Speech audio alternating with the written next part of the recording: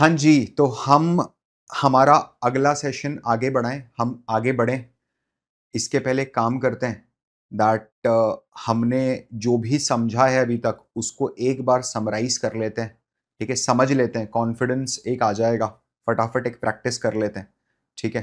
And उसके बाद फिर हम लोग आगे बढ़ेंगे। मुझे स्टेटेड एनुअल रेट और इफ़ेक्टिव एनुअल रेट के साथ आज का डिस्कशन आगे बढ़ाना है, राइट? हमने इसको लास्ट सेशन में थोड़ा-सा टच अपॉन करा था, बट हम आज इसमें थोड़ा और चीज़ें समझेंगे ताकि हमें एक कॉन्फिडेंस आ जाए, राइट?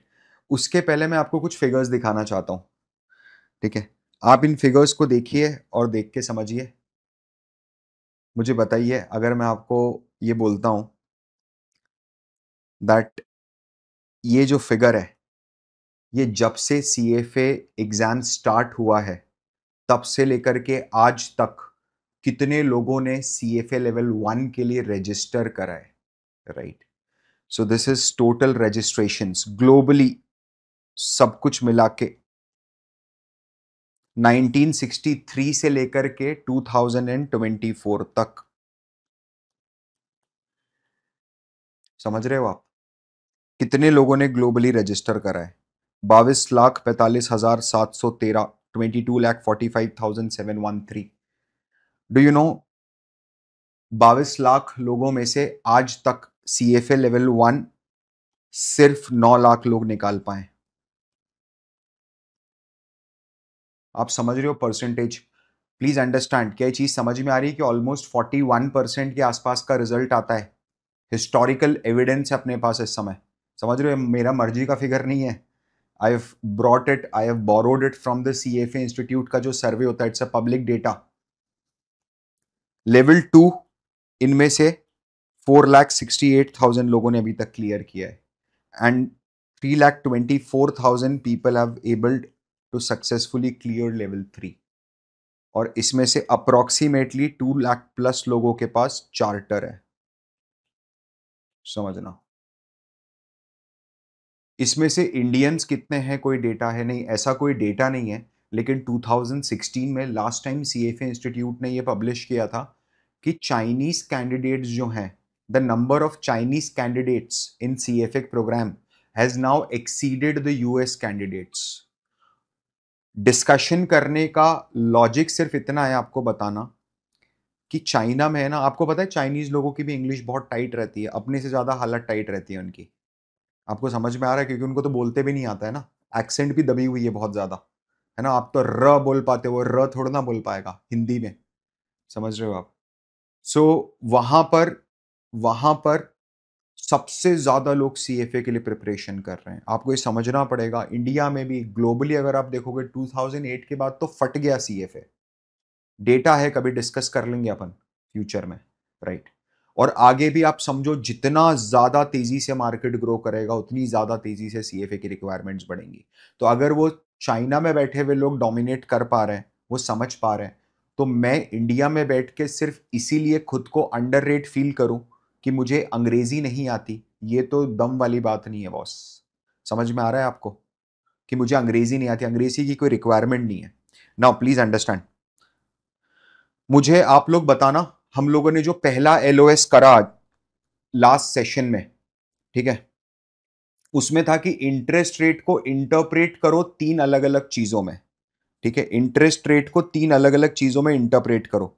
मैं आपको सिचुएशन बताऊंगा, आप मुझे बताएंगे कि कौन सा किस में फिट हो रहा है। एक होगा अपॉर्चुनिटी कॉस्ट,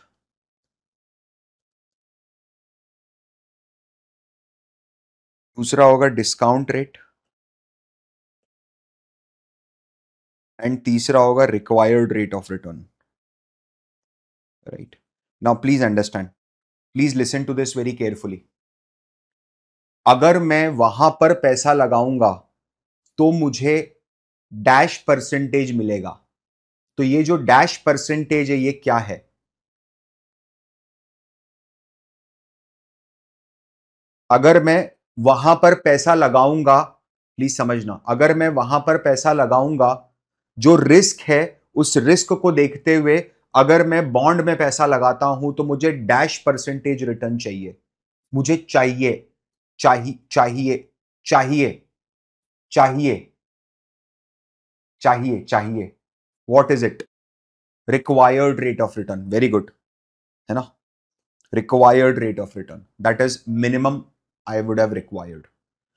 मुझे आज से 1 साल के बाद 1 लाख रुपीस की रिक्वायरमेंट है। आज से 1 साल के बाद 1 लाख रुपीस की रिक्वायरमेंट है। मैं आज कितना पैसा जोड़ूं, ठीक है, और किस परसेंटेज पे उसको इन्वेस्ट करूं? क्या क्या जानना चाह रहा हूं मैं यहां पर? Discount rate, very good. क्या बोलेंगे उस परसेंटेज को? डिस्काउंट रेट, बहुत बढ़िया। मुझे इस इन्वेस्टमेंट में इन्वेस्ट करने के लिए मिनिमम 12% रिटर्न रिक्वायर्ड है, समझना, प्लीज अंडरस्टैंड। मुझे नहीं, not it's not a required rate, ठीक है, please understand, please understand. I need more than 12% return. मैंने 12% return is the required rate of return, you are absolutely right. I need more than 12% return, right? Because elsewhere I am getting X percentage. What is that X percentage? What elsewhere I am getting it? That is my opportunity cost. If I have to depute my money to your investment, तो I am losing that opportunity to invest in their company. तो उससे तो ज्यादा दे। Perfectly clear.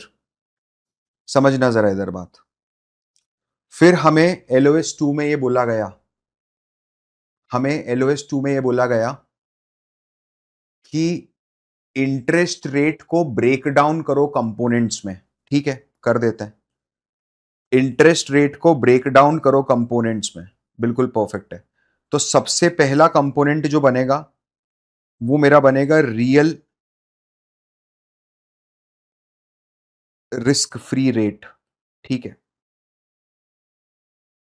Number 2,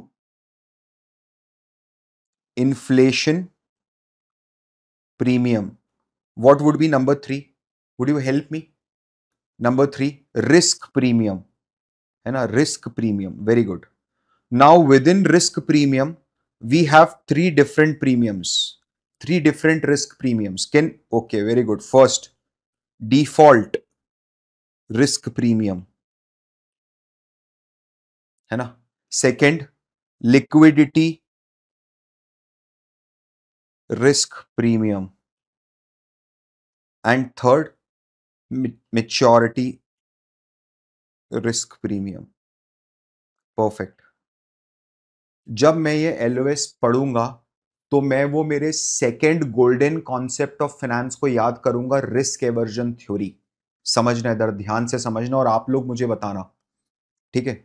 आपको ये चीज समझनी पड़ेगी। देखो क्या होता है ना, आप लोग सब 12th पास करके आए हो, जैसे आप लोग सब पढ़े हो वैसे मैं भी इंडिया में ही पढ़ा हूं, है ना? इंडियन एजुकेशन सिस्टम कैसी है मैंने देखा है। तो हम जब मैथमेटिक्स करते हैं ना, तो हमारे ब्रेन को पता है ट्रेन किस चीज के लिए करा गया है?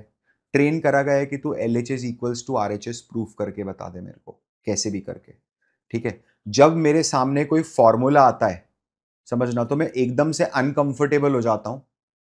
रीजन बीइंग, जब तक मुझे आप उसका डेरिवेशन नहीं, मजा तो सर डेरिवेशन बताने के बाद ही आएगा। ये एक मेंटालिटी रहती है इंडियन स्टूडेंट की कि सर इसका डेरिवेशन करके बताओ तब मैं समझ में आएगा मेरे को कि क्या फॉर्मूला है। नीड टू अंडरस्टैंड, आपको क्या अपना माइंडसेट पूरा का पूरा ट्वीक करना पड़ेगा। This is a professional exam, you need to understand. जैसे क्या होता है ना, आप नॉर्मल जो बंदा BA हिस्ट्री में करता है, BA ज्योग्राफी में करता है, वो अपनी BA की प्रिपरेशन के बेसिस पे UPSC का एग्जाम जाके नहीं लिख सकता।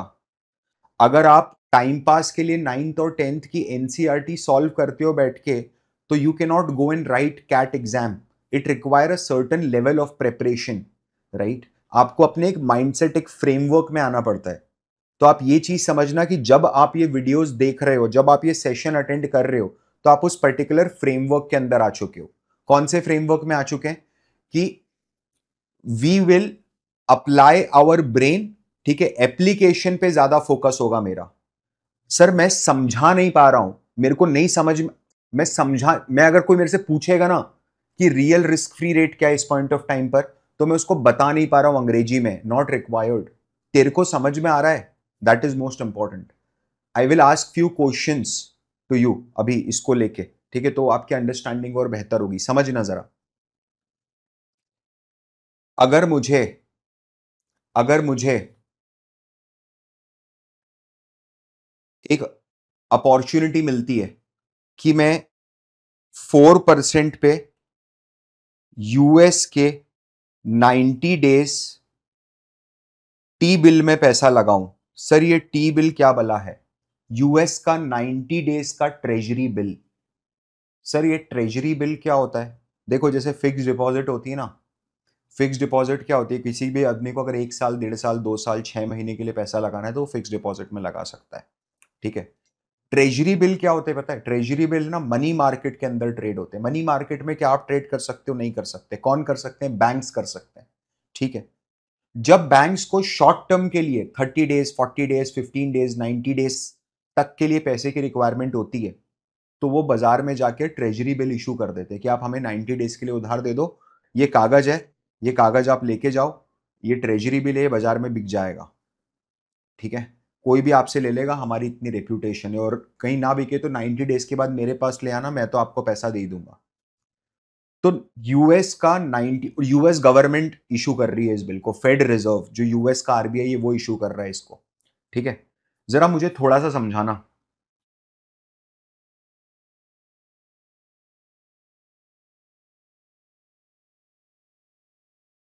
4%, प्लीज अंडरस्टैंड।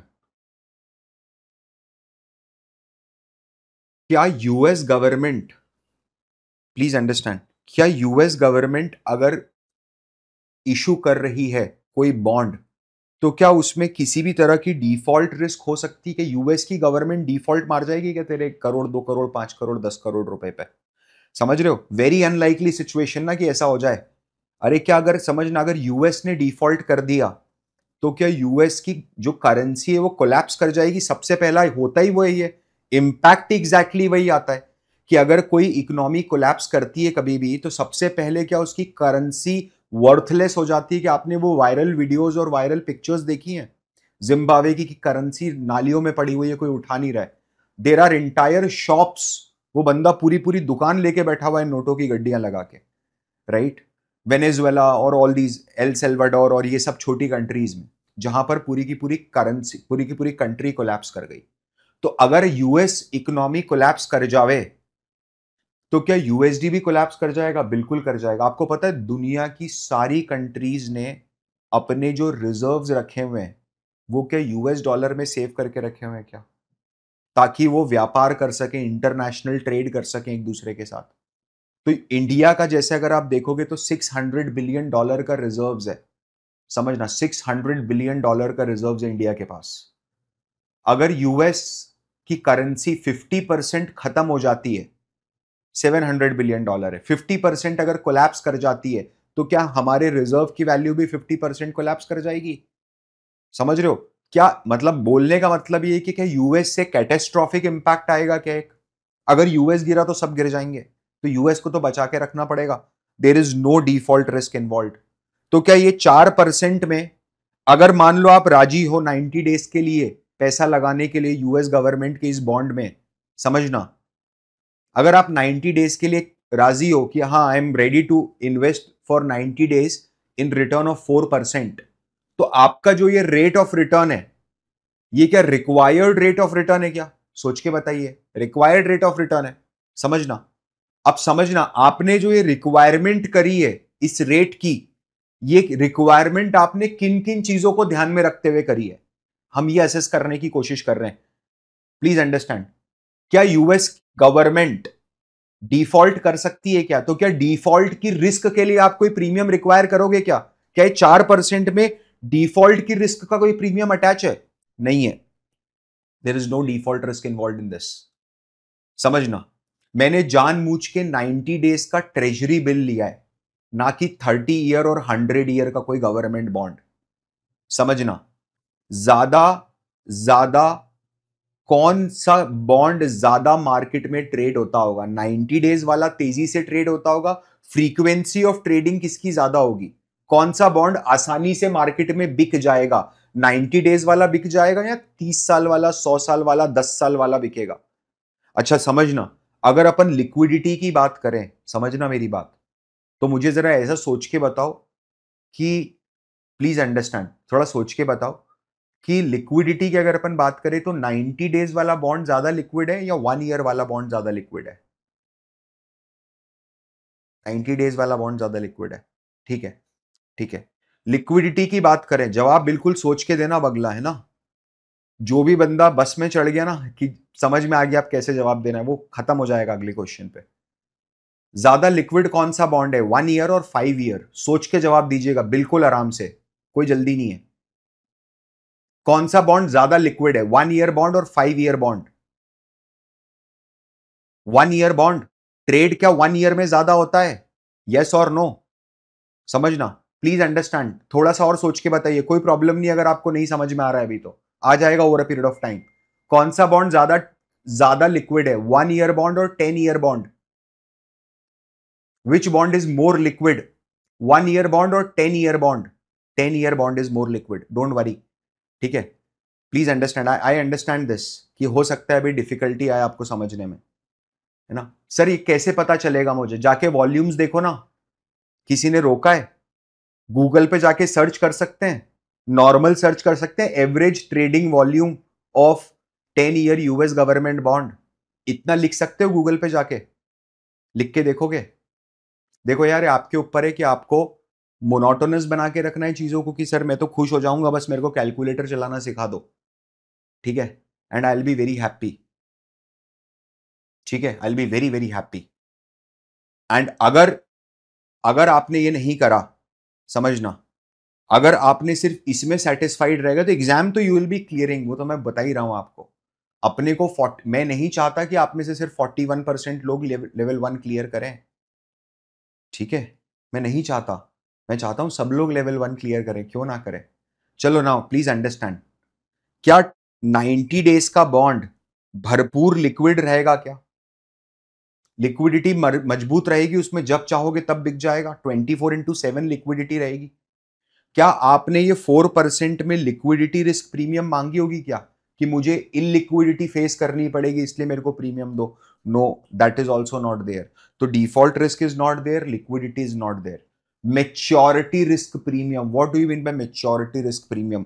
कि मैं जितना लंबे समय तक मेरा पैसा आपके पास रहेगा, क्या एक रिस्क बनी रहेगी क्या? ये बहुत सरल भाषा में मैंने समझाया है अभी आपको। इसको अपन एडवांस तरीके से समझेंगे जब अपन फिक्स्ड इनकम स्टार्ट करेंगे as a subject, right. But क्या ये समझ में आ रहा है कि what do you mean by maturity risk?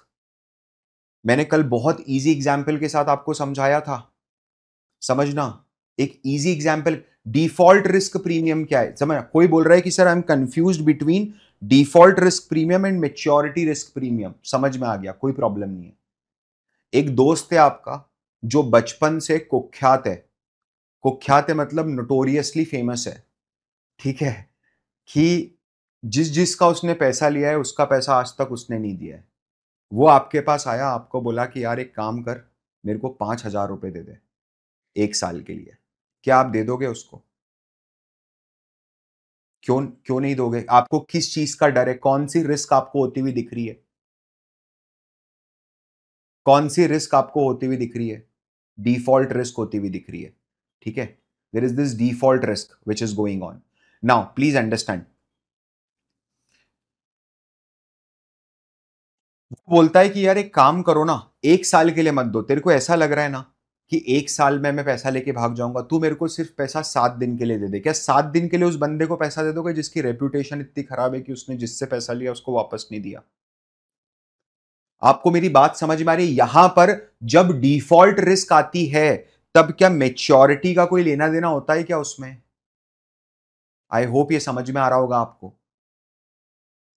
यार, अगर आपको एक बैंकरप्ट कंपनी को लोन देना है, तो क्या फर्क पड़ता है कि 7 दिन के लिए लोन दे रहे हो, कि 90 डेज के लिए लोन दे रहे हो, कि 100 डेज के लिए लोन दे रहे हो, कि 1 ईयर के लिए लोन दे रहे हो? क्या डिफॉल्ट रिस्क ट्रिगर हो जाएगी क्या? बिल्कुल हो जाएगी। अफगान गवर्नमेंट के बॉन्ड में Afghanistan government USD $90 T bill 4% ले लोगे क्या? जब यूएस में भी 4% मिल रहा है और अफगान, क्यों? प्रोडक्ट तो दोनों सेम है। ये देखो आप, Afghan government USD 90 days T bill, same product है ना, 90 दिन का टी बिल है, यूएसडी के अंदर ही है, करेंसी भी सेम है, ठीक है, पैसा भी स्विट्जरलैंड में, कोई प्रॉब्लम नहीं है, अफगानिस्तान में डीलिंग भी नहीं करनी है आपको, 4% में दे रहा है, ले लोगे? नहीं लोगे, क्यों? क्या अफगानिस्तान के बॉन्ड में डिफॉल्ट रिस्क है क्या? Is there a default risk involve in the bond over there? Absolutely, हो सकता है डिफॉल्ट कर जाए, क्या भरोसा है उनका कल को? There is no stability. समझना, क्या अफगानिस्तान के बॉन्ड में यूएस के कंपैरिजन में लिक्विडिटी भी ज्यादा है क्या? इलिक्विडिटी ज्यादा होगी, एक लिक्विडिटी की रिस्क क्रिएट होगी। समझ रहे हो आप?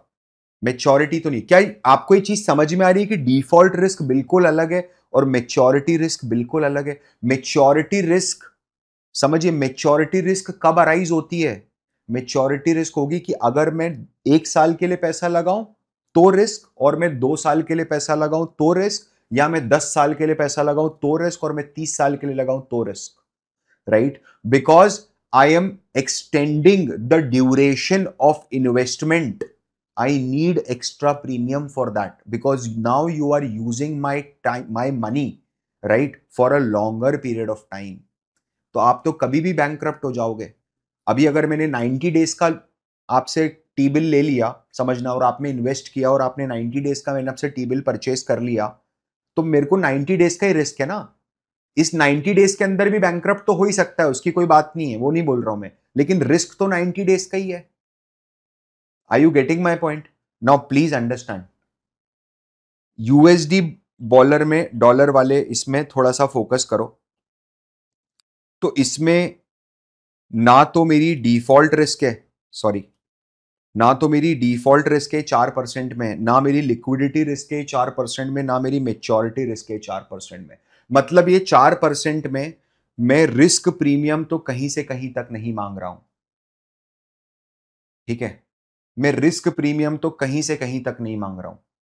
तो अब ये 4% में क्या दो चीजें इंक्लूड है? एक है इन्फ्लेशन प्रीमियम और एक है रियल रिस्क फ्री रेट। समझना, real risk free rate, please understand. तो अब मैं आपको एक एडिशनल इंफॉर्मेशन देता हूं। हमें ऐसा लग रहा है कि आज से 1 साल के बाद चीजों के दाम 3% बढ़ जाएंगे, 3% बढ़ जाएंगे। तो आप इन्फ्लेशन प्रीमियम कितना एक्सपेक्ट करोगे? ये 4% में आपका इन्फ्लेशन प्रीमियम कितना होगा? 3% होगा सर, समझ गया, करेक्ट।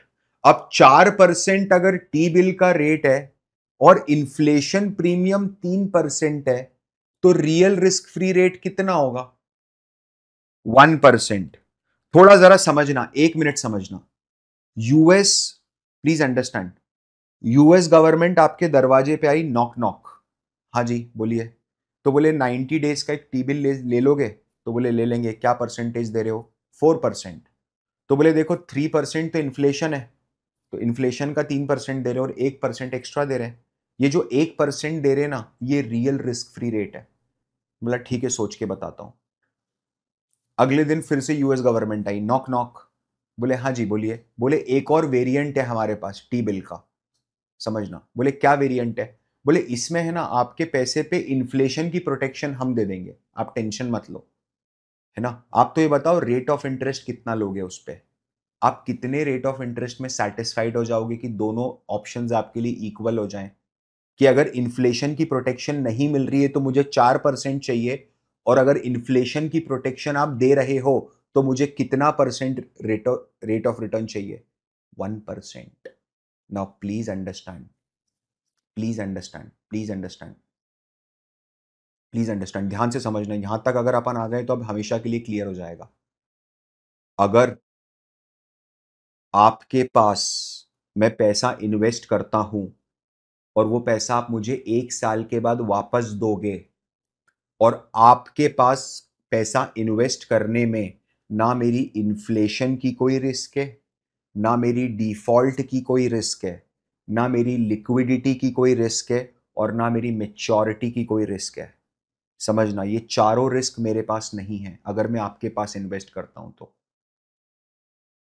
तो जो रिटर्न मैं अब इस इन्वेस्टमेंट पे आपसे एक्सपेक्ट करूंगा, क्या वो रिटर्न सिर्फ और सिर्फ होगा reward for deferring the consumption?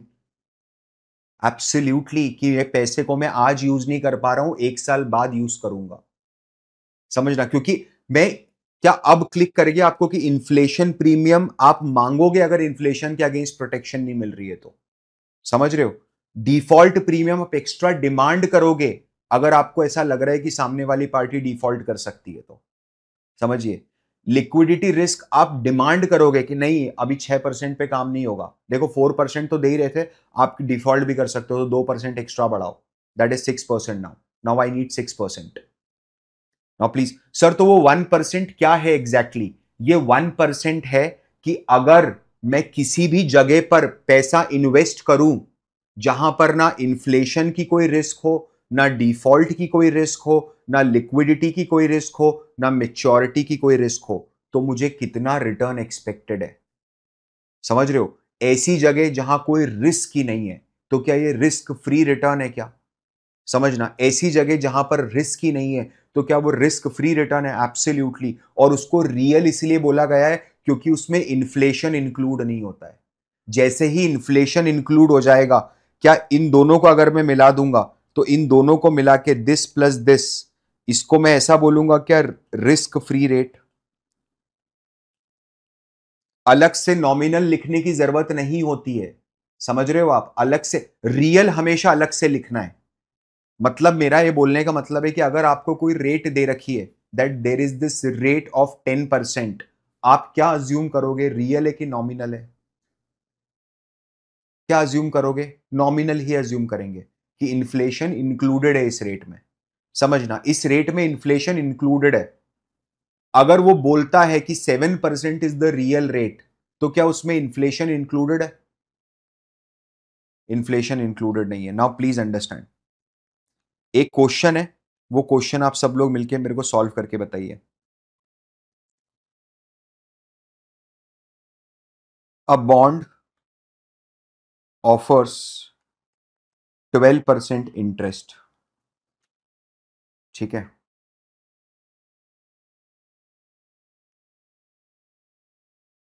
Inflation premium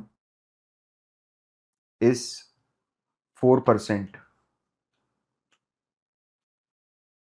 default risk premium is 2%।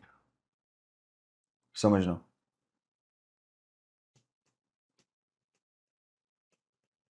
Liquidity premium is 1%। What is real risk free rate? Real risk free rate निकाल के बताइए। टाइम की तो जरूरत ही नहीं है इसमें, टाइम की तो रिक्वायरमेंट ही नहीं है। टाइम की तो रिक्वायरमेंट ही नहीं है। 55 कैसे आ रहा है? 55 कैसे आ रहा है?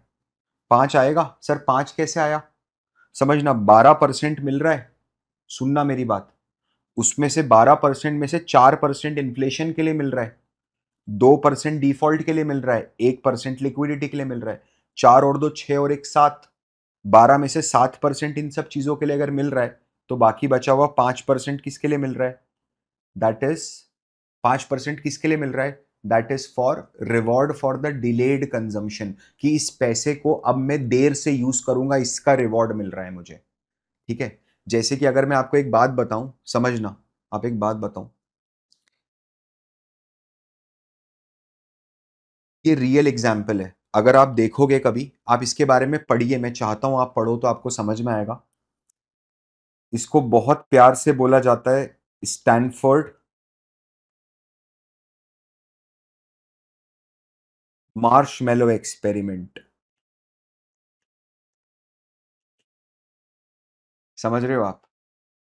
स्टैनफोर्ड मार्शमैलो एक्सपेरिमेंट, इसमें क्या हुआ पता है? इसमें उन्होंने 5 5 साल के 100 बच्चों को एक छोटे से कमरे में बैठा दिया, ठीक है, और सबके हाथ में एक एक मार्शमैलो दे दिया, ठीक है, और उनको बोला कि अगर आप ये मार्शमैलो अगले 15 मिनट तक खाओगे नहीं और अपने हाथ में ही रखोगे संभाल के, तो आपको एक और दे देंगे।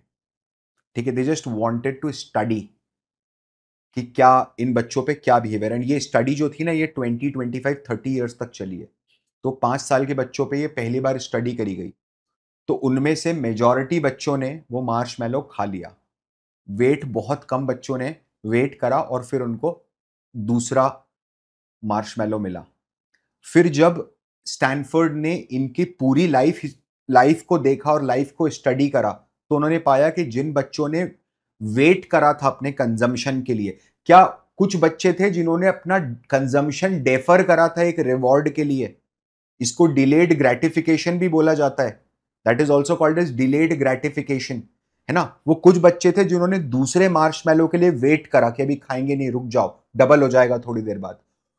those students or those kids were more successful in their life as compared to those who have consumed the marshmallow and who have not waited, have not deferred their consumption. आपको समझ में आ रहा है कंजम्पशन डेफरल का क्या मतलब होता है?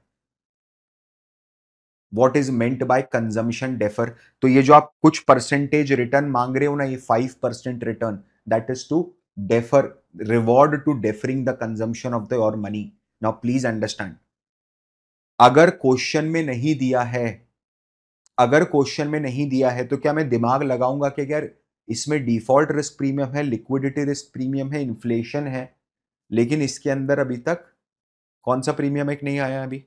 डिफॉल्ट, लिक्विडिटी और मैच्योरिटी। तो मैच्योरिटी रिस्क प्रीमियम नहीं है। क्या मैच्योरिटी पे कोई भी दिमाग लगाया जाएगा कि अगर क्वेश्चन में कुछ भी गिवन नहीं है तो?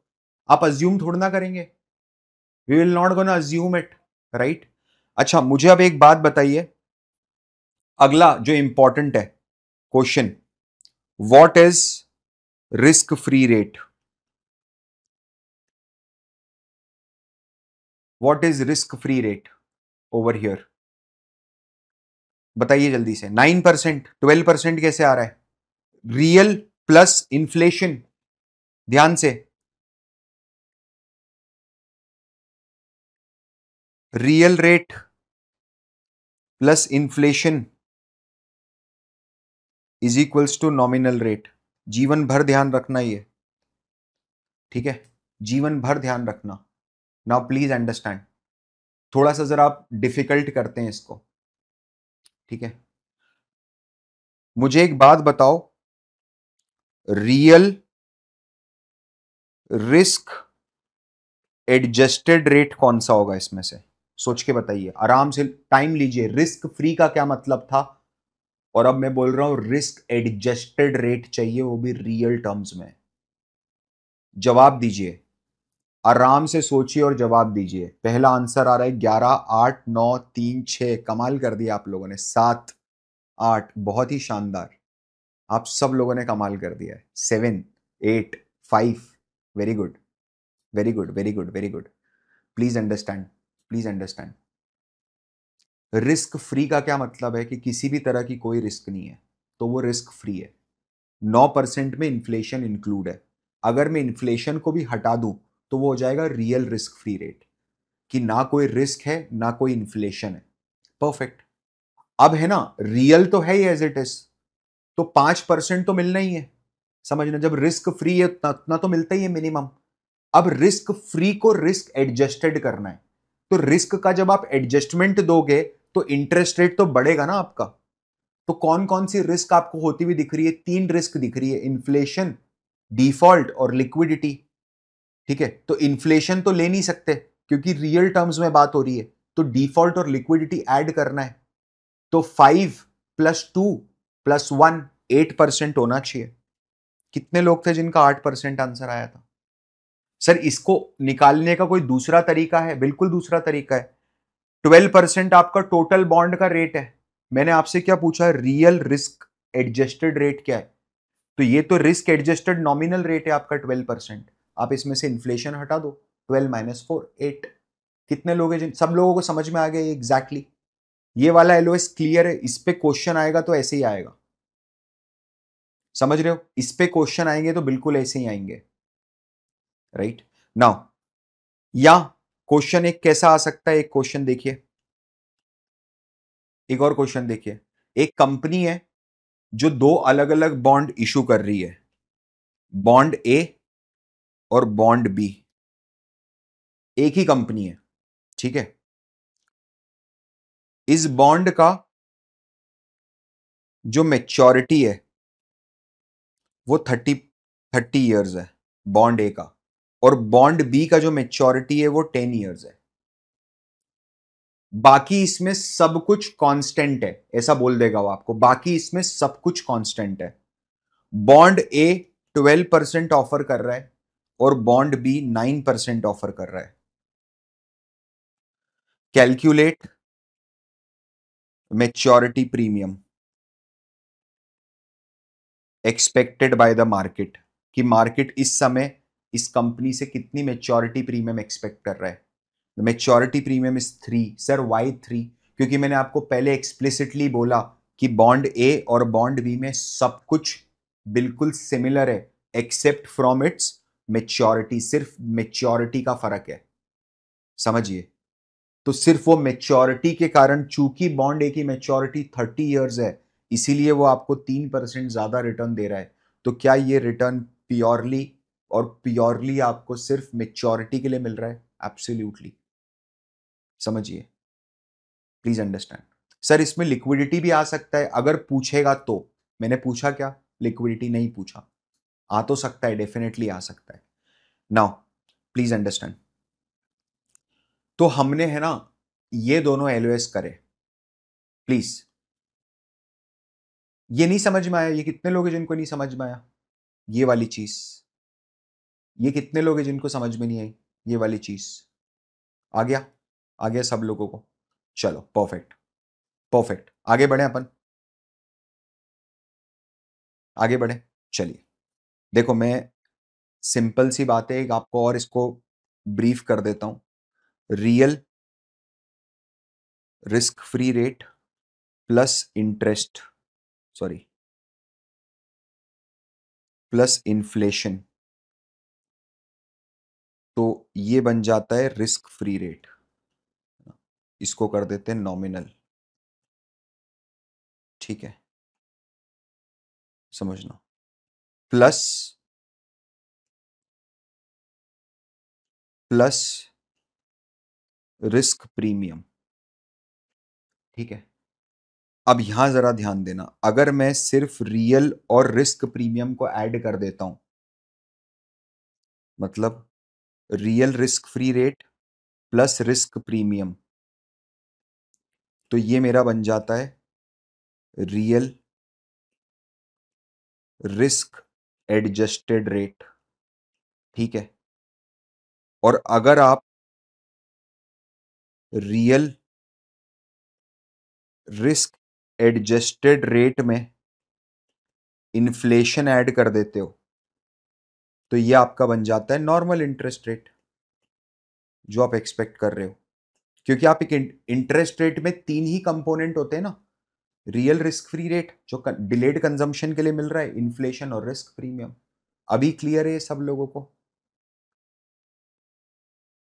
अभी क्लियर है सब लोगों को? आप ये नोट कर लीजिए, it is very helpful for you, ठीक है। अच्छा, क्या इंटरेस्ट रेट को हम प्यार से, समझना, प्यार से रिस्क एडजस्टेड रेट भी बोल सकते हैं क्या? नॉमिनल लिखने की जरूरत नहीं है, it is also risk adjusted rate. मैंने बोला ना नॉमिनल तो हमेशा साइलेंट ही है, it is a by default setting. Now please understand. इसके बाद है ना, इसके बाद क्या करा?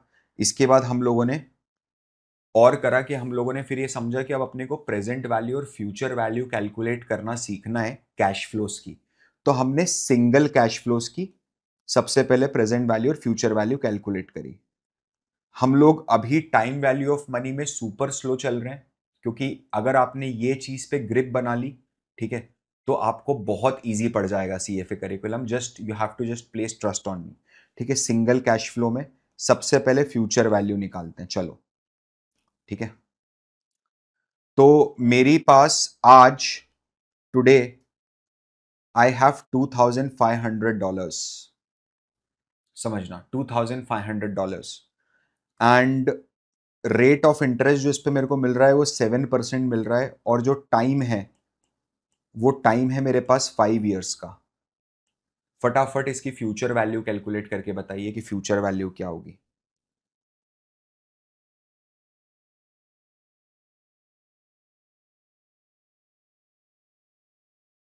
फटाफट इसकी फ्यूचर वैल्यू कैलकुलेट करके बताइए कि इसकी फ्यूचर वैल्यू क्या होगी। कैसे कैलकुलेट करेंगे? देखना आप लोग कैसे कैलकुलेट करोगे। सबसे पहले सेकंड और क्लियर टीवीएम एफवी वाला बटन दबाया। सबसे पहले क्या करा आपने कैलकुलेटर में, ये भी आप लोग नोट करते जाओ, है ना। इसको साइड में मैं चाहता हूं कि ये जो मैं पोर्शन लिखा रहा हूं आपको सिंगल कैश फ्लो के एग्जाम्पल के साथ, इसको नोट करो। मैं आपको रीजन बताता हूं उसका क्या है।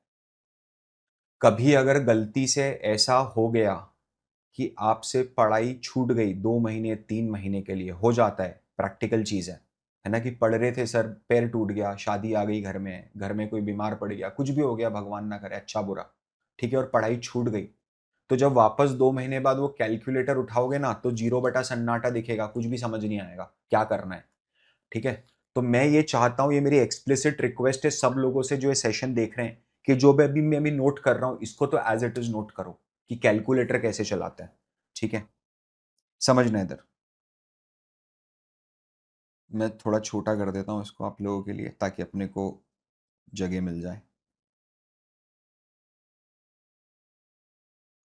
चलिए, मैं रेड में लिखता हूँ कैलकुलेटर में सेकंड, फिर आ जाएगा आपका CLR TVM सबसे पहले। फिर आप क्या करोगे, आप करोगे 2500 प्लस ऑब्लिक माइनस PV, ठीक है। 7I/Y, 5N CPT/FV। क्या सब लोगों ने ऐसे ही करा था? सब लोगों ने ऐसे ही करा था। मैं एक बार करके बता देता हूँ फिर से फटाफट। 2500 प्लस माइनस PV, ठीक है। क्लियर TVM तो मैंने पहले ही कर दिया था। 7I/Y, 5N compute FV, 3506। क्या सब लोगों का यही आ रहा है 3506? परफेक्ट। सिंगल कैश फ्लो में अपने को समझ में आया कि मेरे को फ्यूचर वैल्यू कैसे निकालनी है, ठीक है। अभी आप एक काम करो, वापस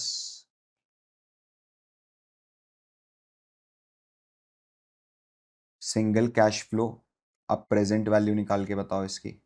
अभी सिंगल कैश फ्लो पे ही अपन लोग, ठीक है। Will receive $11,000 5 years from now, ठीक है। अपॉर्चुनिटी कॉस्ट इज 8%, ठीक है। What is my present value? जल्दी से फटाफट क्या करना है। सेकंड,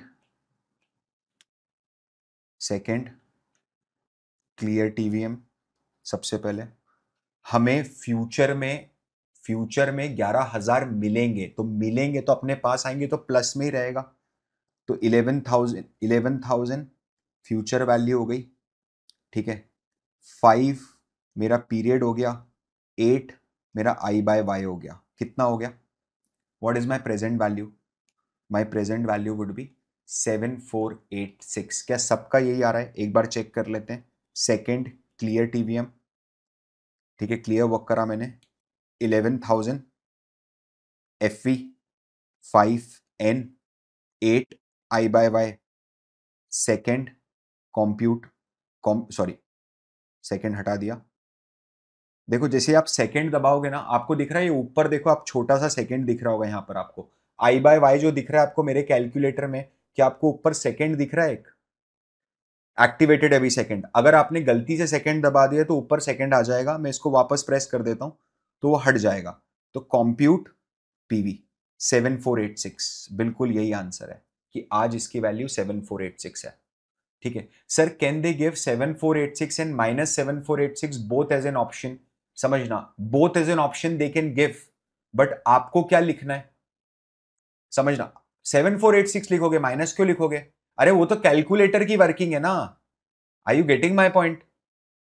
अरे यार, आज वैल्यू नेगेटिव हो सकती है क्या? फ्यूचर में अगर कोई कैश फ्लो मिल रहा है तो उसकी, ये तो कैलकुलेशन में नेगेटिव आ रहा है। क्या मैं इसको पॉजिटिव ला सकता हूं? बिल्कुल ला सकता हूं। एक बार लाके बता दो, कोई बात नहीं है। जो 11,000 आपको फ्यूचर में मिलने वाले ना, इसको नेगेटिव कर लो और इसको फ्यूचर में रख दो। ठीक है, 5 दबाओ n में, 8 दबाओ i बाय y में, कंप्यूट करो प्रेजेंट वैल्यू, ये आ गया 7486। समझ में आ गया आपको? वो हमेशा उल्टा आएगा आपको, जब अगर प्रेजेंट वैल्यू माइनस में रखोगे तो फ्यूचर वैल्यू पॉजिटिव आ जाएगी। ठीक है, तो इसमें बेस्ट ये है कि जो अगर आउटफ्लो इनफ्लो उसके हिसाब से करो। ठीक है, नाउ प्लीज अंडरस्टैंड। तो ये मैंने समझा कि सिंगल कैश फ्लो की फ्यूचर वैल्यू कैसे निकालते हैं और सिंगल कैश फ्लो की प्रेजेंट वैल्यू कैसे निकालते हैं। क्या सब लोगों को पूरा कॉन्फिडेंस है ये चीज में? आप सब लोग इसको करोगे बहुत आराम से। ठीक है, नाउ फिर इसके बाद आया different frequencies, different compounding frequency. ये डिफरेंट कंपाउंडिंग फ्रीक्वेंसी को एम से भी डिनोट किया जाता है, एम से भी करते हैं, एन से भी कर देते हैं। ना समझना होता क्या है, अगर मेरा प्रेजेंट वैल्यू इंटू 1 + r⁻n है और ये फ्यूचर वैल्यू है, तो ये जो है ना, ये मेरी एनुअल कंपाउंडिंग बन रही है। ठीक है, समझ में आ गया परफेक्टली। अगर मुझे इस एनुअल को सेमी एनुअल करना है, मतलब अब कंपाउंडिंग साल में 2 बार होगी, तो मुझे क्या करना है, पीवी इंटू 1 + r/2 और यहां पर n इंटू 2। समझिए, तो जो मेरी फ्यूचर वैल्यू आएगी वो फ्यूचर वैल्यू आएगी। ठीक है, I will get my future value and this will be semi annually compounded. अच्छा, अगर डेली करना है तो PV into 1 + r/365 divided by 365। अब तो n की जरूरत नहीं है यहां पर। ठीक है, तो जो मेरी फ्यूचर वैल्यू आएगी that will be compounded daily. ठीक है, परफेक्ट। समझना जरा, क्योंकि अब मैंने क्या बोला पता है कि रोज मुझे रिटर्न इंटरेस्ट मिल रहा है और उस इंटरेस्ट पे अगले दिन फिर इंटरेस्ट मिलेगा, तो मेरे जो कंपाउंडिंग पीरियड है वो 365 हो गए। ठीक है, जैसे कि अगर मैं बोलता हूं आपसे कि साल का रिटर्न 12% है, समझना साल का रिटर्न 12% है और कंपाउंडेड सेमी एनुअली है, तो पहले 6 महीने में आपको कितना परसेंट रिटर्न मिलेगा? 12/2 6, 12/2 6 ना। और फिर अगले 6 महीने में कितना मिलेगा? एक्चुअल प्रिंसिपल प्लस पहले 6 महीने पे 6% रिटर्न, इन दोनों अमाउंट पे 6%। यस और नो? समझ में आ रहा है ये चीज? आई होप इंटरेस्ट पे इंटरेस्ट मिलेगा, तो अपन ने समझे ही था, मैं वापस compound interest simple interest cover नहीं कर रहा हूं यहां पर। अब सर इसको है ना, जब फ्रीक्वेंसी में लेके आता हूं तो मुझे कैलकुलेटर पे सवाल कैसे करना है? बिल्कुल सही है, ले लो क्वेश्चन। फ्यूचर वैल्यू निकालते हैं अपन डिफरेंट फ्रीक्वेंसीज पे। ठीक है, प्रेजेंट वैल्यू है मेरी ₹2000, $2000। ठीक है, मेरा जो एन है वो है 5 years। Perfect.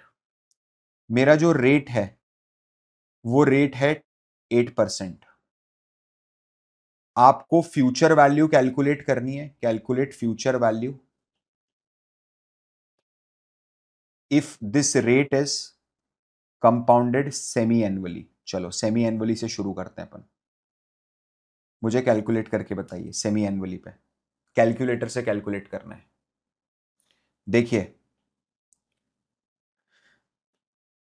Second clear TVM perfect, 2000 plus minus PV perfect. फिर उसके बाद अब रेट डालना है, तो 8/2 I/Y। समझ रहे हो? 8/2 इंटर I/Y और n डालना है, 5 × 2 और n। फिर उसके बाद CPT और FV कितना आ रहा है जी? सेकेंड क्लियर टीवीएम करा। ठीक है, 2000 प्लस माइनस प्रेजेंट वैल्यू, तो ये तो आज की वैल्यू हो गई। परफेक्ट, 5 आ गया मेरा, 5 × 2 क्या आया? 10। 10 के बाद प्रेस करा n, तो 10 हो गया n। 8/2 इक्वल्स टू 4, ये हो गया मेरा I/Y। CPT FV 2960। 2433 कैसे आ रहा है? 3221 कैसे आ रहा है? गलत कैसे आ रहा है? कैलकुलेट कीजिए, 2960 आना चाहिए सब लोगों का answer. 2960 is the right answer. गलती पकड़ में आ रही है?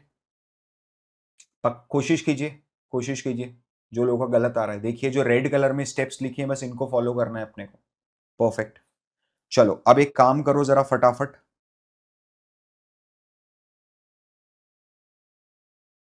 इसको मैं कर देता हूं कॉपी और अगले पेज पे चले जाते हैं।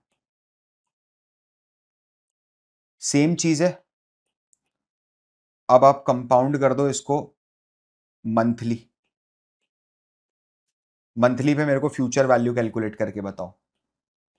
मंथली कंपाउंडिंग हो रही है, फ्यूचर वैल्यू क्या है? सेकेंड। आपको पता है मैं बार बार क्यों लिख रहा हूं, ये समझ में आ रहा है आपको क्यों लिख रहा हूं बार बार सेकेंड क्लियर टीवीएम?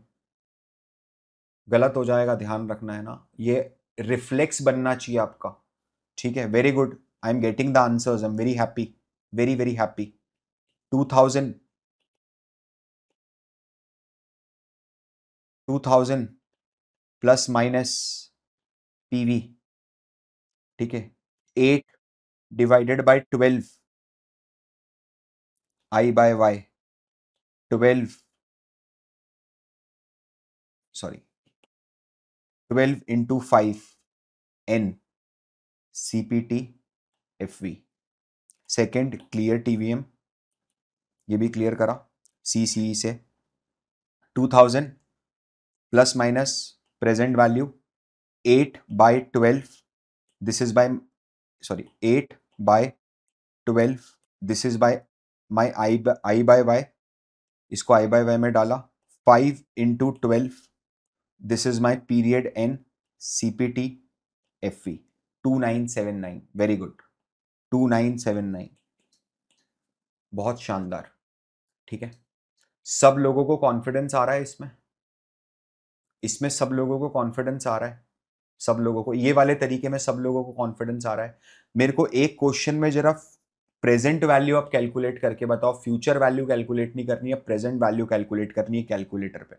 ठीक है, फ्यूचर वैल्यू है मेरे पास $20,000। ठीक है, रेट मेरे पास है 17%, मेरे पास टाइम है 10 ईयर्स, 10 साल बाद मेरे को $20,000 मिलेंगे। 17% इज माई अपॉर्चुनिटी कॉस्ट। ठीक है, 17% is my opportunity cost. Calculate present value, अगर डिस्काउंटिंग हो रही है डेली पे, डेली डिस्काउंट हो रहा है, ठीक है, प्रेजेंट वैल्यू कैलकुलेट करो। चलो शुरू हो जाओ। सबसे पहले मैं सेकंड क्लियर टीवीएम तो लिख ही देता हूं, सेकंड क्लियर टीवीएम तो मैंने लिख दिया, बाकी आप बताओ। 20,000, सबसे पहले 20,000 प्रेस करेंगे, इसको फ्यूचर वैल्यू में डाल देंगे, परफेक्ट। फिर 17 डिवाइडेड बाय 365 कर देंगे, इसको आई बाय वाई में डाल देंगे, है ना, और फिर 10 इंटू 365 कर देंगे, इसको एन में डाल देंगे, और फिर कर देंगे सीपीटी प्रेजेंट वैल्यू। एक बार निकाल के देख लेते हैं। ठीक है, सेकंड क्लियर टीवीएम, वर्क भी क्लियर कर दिया। Now please understand, 20,000 future value, 17 divided by 365, that is my I by Y, sorry 17 divided by 365 equal to, that is my I by y, 10 into 3 10 into 365 equal to 3650, that is my n CPT PV 3655। 1094 कैसे आ रहा है, 109435 कैसे आ रहा है, 3655.11 होना चाहिए। क्या सभी लोगों का यही आंसर आ रहा है? 3655.11, 3655.11, परफेक्ट। चलिए बहुत शानदार, एफ कर दिया था गलती से, कोई प्रॉब्लम नहीं है, कोई प्रॉब्लम नहीं है। चलिए, ये सब मिस्टेक्स जो है ना, सिली मिस्टेक्स अभी हो रही हैं कि आप पीवी की जगह एफ दबा रहे हो, एफ की जगह पीवी दबा रहे हो। ये जितनी ज्यादा अपन प्रैक्टिस करेंगे उतना ज्यादा होगा।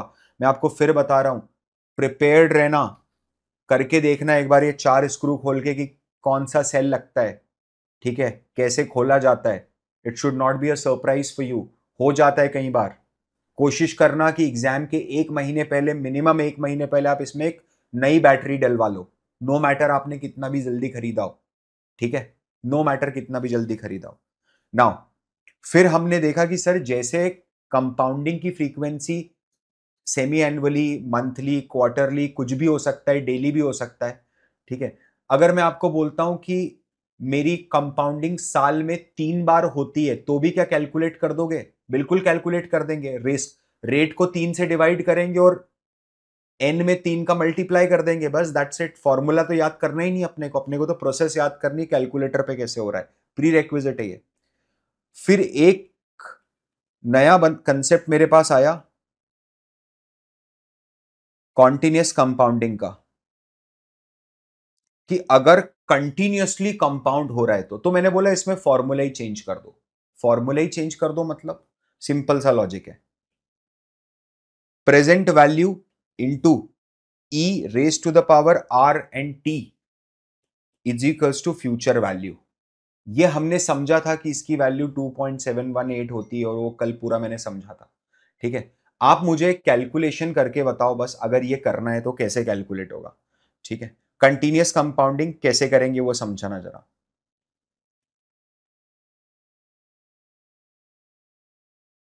क्वेश्चन,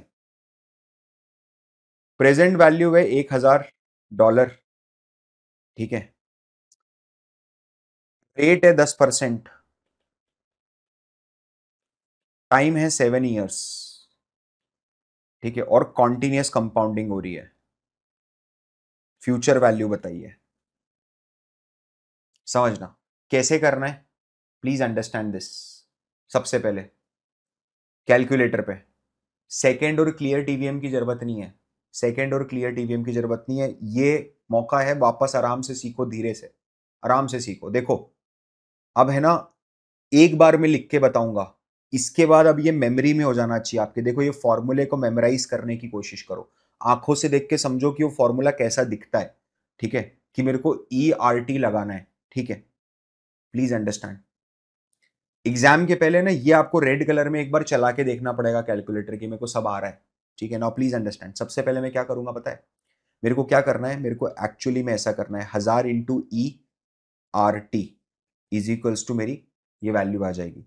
तो मुझे ये करना है 1000 into E raise to the power 0.10 into 7 is equals to मेरी फ्यूचर वैल्यू आ जाएगी। तो 1000 into E raise to the power 0.70।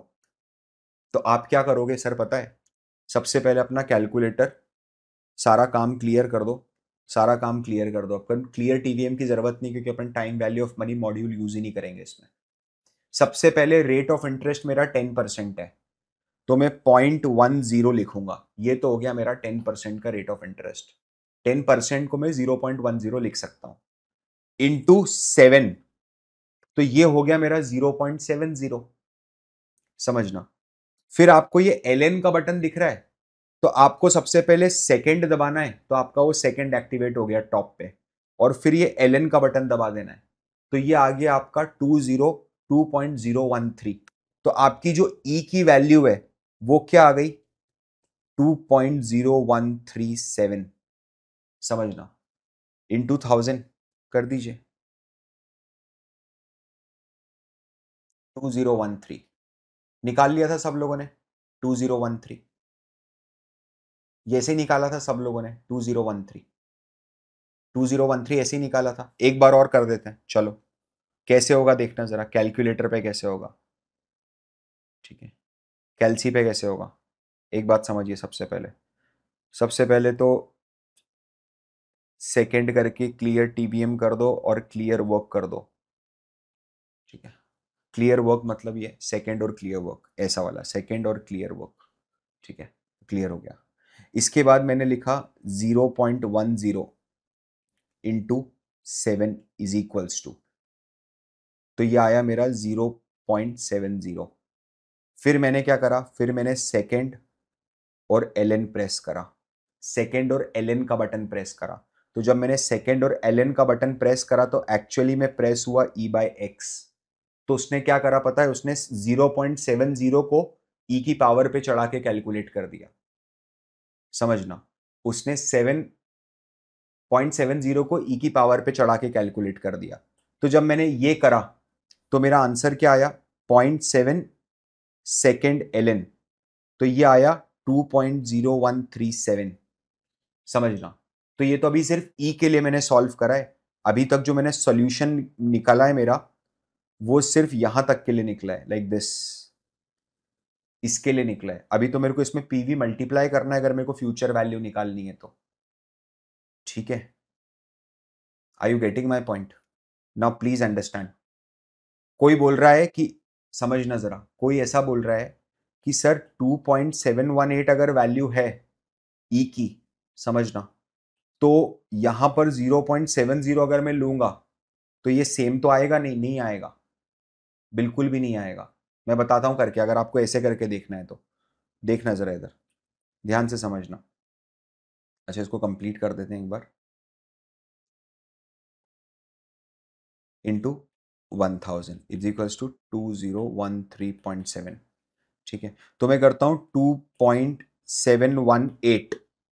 ठीक है, फिर ये आपको दिख रहा है एक, किधर गया, y to the power x, y to the power x। मैंने ये वाला बटन प्रेस किया और फिर मैंने करा 0.7 इज इक्वल्स टू, क्या सेम आंसर आ रहा है? 2013.60 समथिंग लाइक दैट, राइट? बिल्कुल similar answer. Now please understand, थोड़ा सा जरा दिमाग लगाना इधर, प्लीज अंडरस्टैंड। नहीं समझ में आया कैसे आ रहा है ये? कितने लोग हैं जिनको समझ में नहीं आ रहा है कि ये चीज कैसे आ रही है? ये वाला तरीका कैसे आ रहा है, समझ में आ रहा है कि नहीं आ रहा है? You need to speak up, speak up, सब लोग। समझ में आ गया? नहीं आया? ना प्लीज अंडरस्टैंड। हमने ये देखा था, मैंने आपको ये बोला था कि ई की जो वैल्यू होती है वो 2.178 होती है। ये समझ में आता है कि ई की वैल्यू 2.178 होती है, ठीक है ना? तो ई रेस टू द पावर 0.70 अगर मुझे करना है तो क्या मैं ऐसे निकाल सकता हूं 0.70? सोच के देखिए, हमेशा निकाल सकता हूं, कोई प्रॉब्लम नहीं है। तो इसको अगर कैलकुलेटर पे कैलकुलेट करना है तो कैसे कैलकुलेट करते हैं वो मैं सिखा रहा हूं यहां पर आपको। पूरा वर्क क्लियर करा। सबसे पहले 2.178 लिखा, 2.178 लिखा। फिर मैंने ये 9 के ऊपर, 9 के ऊपर वाला जो बटन है y बाय एक्स का, वो प्रेस करा, y बाय एक्स का। तो अब ये बोल रहा है कि 2.178 के ऊपर कौन सी पावर चढ़ानी है? तो फिर मैंने बोला 0.7 चढ़ानी है, ठीक है, और मैंने इक्वल टू प्रेस करा। एक मिनट, कुछ गड़बड़ हो गया क्या? 2.178 रेस टू द पावर 0.70, ठीक है। ये कितना आ रहा है अपना? डिफरेंट आएगी, डिफरेंट आएगी, डिफरेंट आएगी वैल्यू। मैं बताता हूं क्यों डिफरेंट आएगी, ठीक है। वैल्यू क्या आ रही है आपकी? 1.7244। ध्यान से समझिए। आपको पता है कितने लोग हैं जिन्होंने लॉग और लॉग नॉर्मल पढ़ा हुआ है बचपन में? लॉग और लॉग नॉर्मल। मैं चाहता नहीं हूं यहां पर उस चीज को निकालना, समझ रहे हो? आपको आता है, पढ़ा है, भूल गए हो, कोई प्रॉब्लम नहीं, साइंस में किया था, याद है आपको? अगर कोई चीज का लॉग और लॉग नॉर्मल निकालना होता है तो क्या समझना? नहीं पढ़ा है, नॉट रिक्वायर्ड। समझना, अगर नहीं पढ़ा है तो इट इज एब्सोल्युटली फाइन। ये है ना, ये चीज ऐसे नहीं होगी कभी भी। इसका कारण ये है कि ये जो है ना, इसका अपन लॉग लेंगे, absolutely. Now please understand, please understand. आपको क्या ये वाला तरीका समझ में आ रहा है? कैलकुलेटर वाला तरीका समझ में आ रहा है?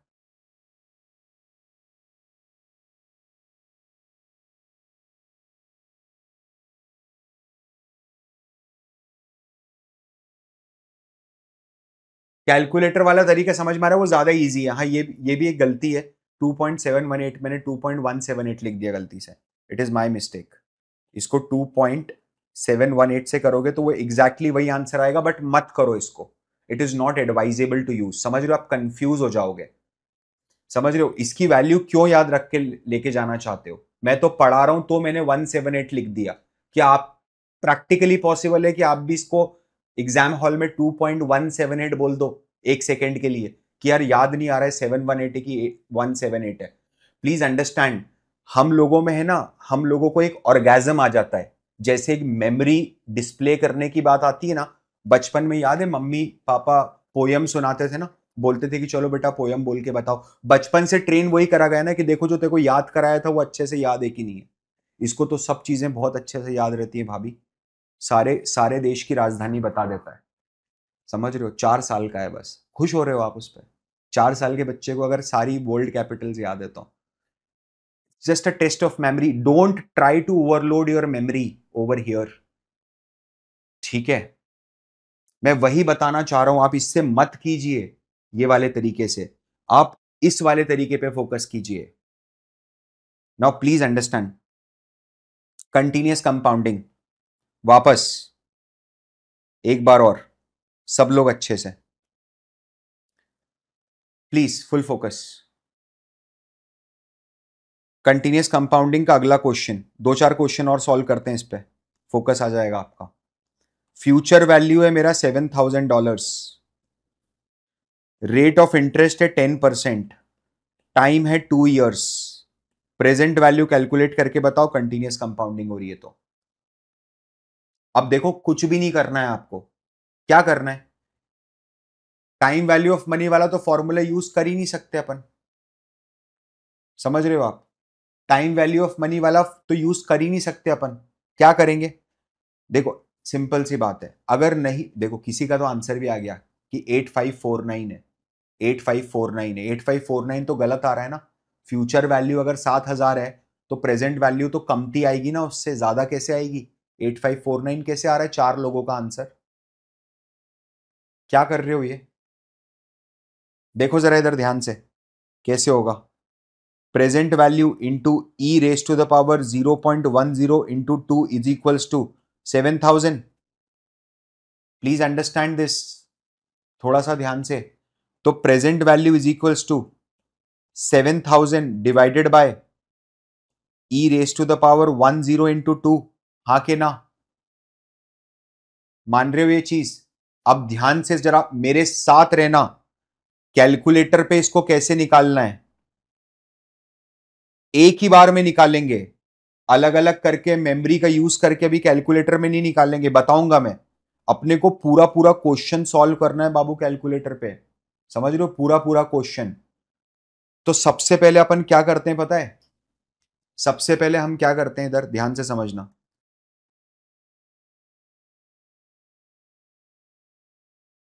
सेकंड क्लियर वर्क, 7,000, 7,000 लिखिए, डिवाइडेड बाय, डिवाइडेड बाय, फिर ये ब्रैकेट ओपन दिख रहा है आपको?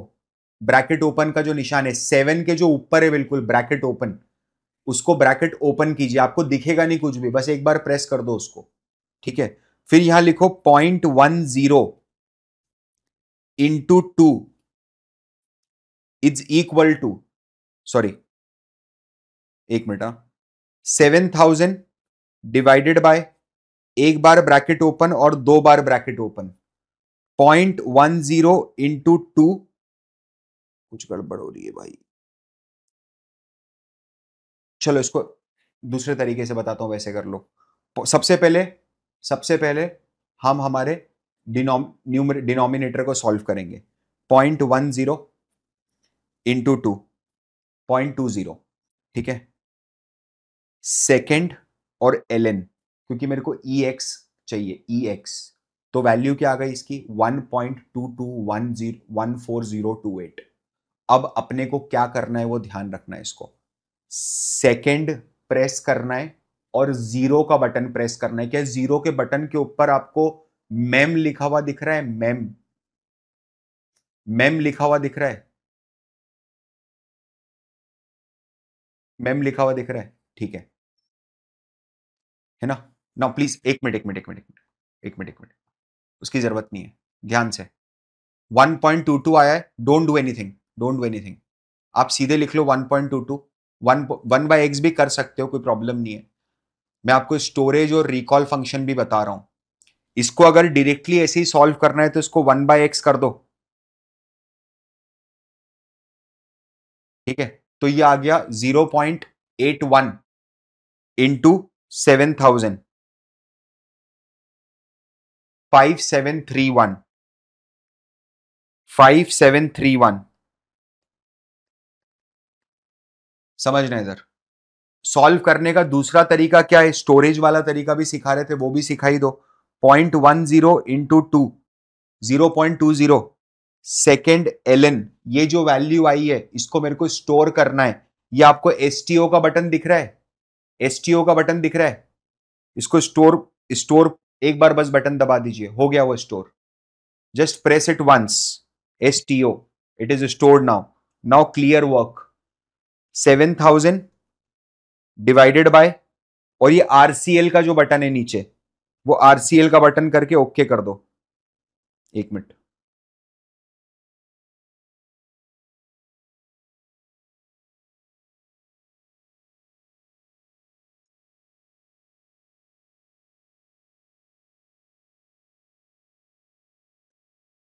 ठीक है,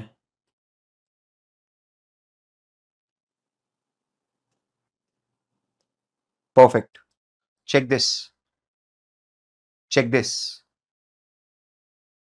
check this, check this, check this, इधर ध्यान से सब लोग। 0.10 इंटू 2 सेकेंड एलएन, 1.22 एसटीओ 1।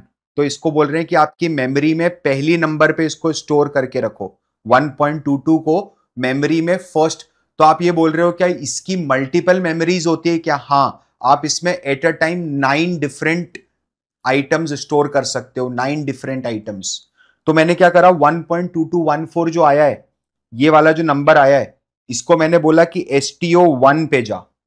मैंने एसटीओ प्रेस करा और 1 प्रेस कर दिया, तो ये स्टोरेज में नंबर 1 लॉकर में सेव हो गया है। ठीक है, अब ये सब हटा दिया। 7000 डिवाइडेड बाय आरसीएल 1 की जो रिकॉल करो पहले नंबर के लॉकर में क्या था, और इक्वल टू कर दो, तो 5731 आ रहा है। सेम है दोनों से। दोनों आप वापस एक बार रिपीट करके बता देता हूं लास्ट बार, बहुत आसान है, कोई भी इसमें इट इज नॉट समथिंग जो बहुत डिफिकल्ट है। 0.10 इंटू 2, ये जो आ रहा है इसको सेकेंड एलएन करूंगा तो ये ई की वैल्यू में कन्वर्ट हो जाएगा। अब मेरे को इसको वापस ऊपर लेके जाना है, ठीक है, तो डिवाइड करना है मेरे को इसको किसी चीज से। तो क्या मैं 1/e, अगर मैं इसको 1/1.2214 इंटू 7000 करता हूं तो भी यही वैल्यू आएगी, बिल्कुल यही वैल्यू आएगी। तो आपको अगर 1.2214 को 1/1.2214 में कन्वर्ट करना है तो आप कैसे करेंगे? 1.2214 which is return on your calculator right now, just press this number 1/x, जो ये पीएमटी बटन के नीचे वाला बटन है, पीएमटी के जो नीचे वाला बटन है 1/x, डिवाइड के लेफ्ट वाला, तो ये हो गया आपका 0.818 इंटू कर दो आप 7000 से, 5731, राइट। स्टोरेज वाला एक बार फिर से बता दो, 0.20 इंटू, सॉरी, सेकेंड एलएन, तो ये 1.22 हो गया, इसको एसटीओ 1 में डाल दिया मैंने कि तू तिजोरी नंबर 1 में सेव हो जा। ठीक है, फिर मैंने करा 7000 डिवाइडेड बाय आरसीएल 1, तो 5.733। ठीक है, समझ में आ गया सब लोगों को? सब लोगों को समझ में आ गया? अच्छा, क्या प्लीज अंडरस्टैंड, क्या इसके अलावा भी कोई प्रोसेस है जिससे ये करा जा सकता है? बिल्कुल, एक और आसान तरीका है जिससे करा जा सकता है, आपको बताऊं? एक और बहुत आसान तरीका है जिससे करा जा सकता है, using time value of money. आपको क्या अज्यूम करना है पता है? आपको यह अज्यूम करना है कि कंपाउंडिंग 1 लाख टाइम्स हो रही है, दैट्स इट। और नॉर्मली कर दो जैसे करना है, समझ रहे हो आप? नॉर्मली कर दो जैसे करना है, प्लीज अंडरस्टैंड। कैसे करेंगे? 1 लाख बार की कंपाउंडिंग अज्यूम करते हैं, ठीक है, या 999, वही 99,999 की कंपाउंडिंग अज्यूम कर दो। सबसे पहले second clear TVM, second clear TVM 7000, 7000 है मेरी future value, perfect. 10 divided by 1 2 3 4 5, तो क्या मैं ये बोल रहा हूं अभी इसको कि एक ऑलमोस्ट 1 लाख बार कंपाउंड हो जाएगा अगले 2 साल में, है ना? यही बोल रहे हैं अभी अपन उसको, इक्वल टू, तो ये जो नंबर आया है ये मेरा I बाय Y हो गया, ठीक है। और टू इंटू 1 2 3 4 5, ये जो हो गया, ठीक है, ये जो हो गया, ये आपका n हो गया। अब आप कंप्यूट करो पीवी, यही नंबर आएगा। समझ में आ रहा है?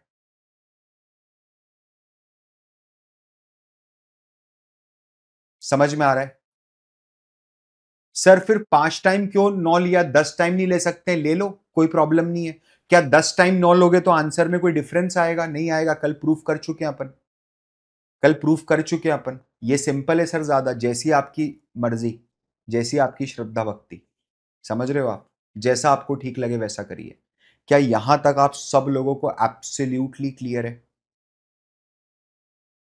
यहां तक आप लोगों को एब्सोल्युटली क्लियर है? अब भाई ये वाला नहीं आया, लास्ट वाला नहीं आया, देखो मैंने 3 अलग अलग तरीकों से बताया आपको। टीवीएम से भी अपन ने करके बता दिया कंटीन्यूअस कंपाउंडिंग।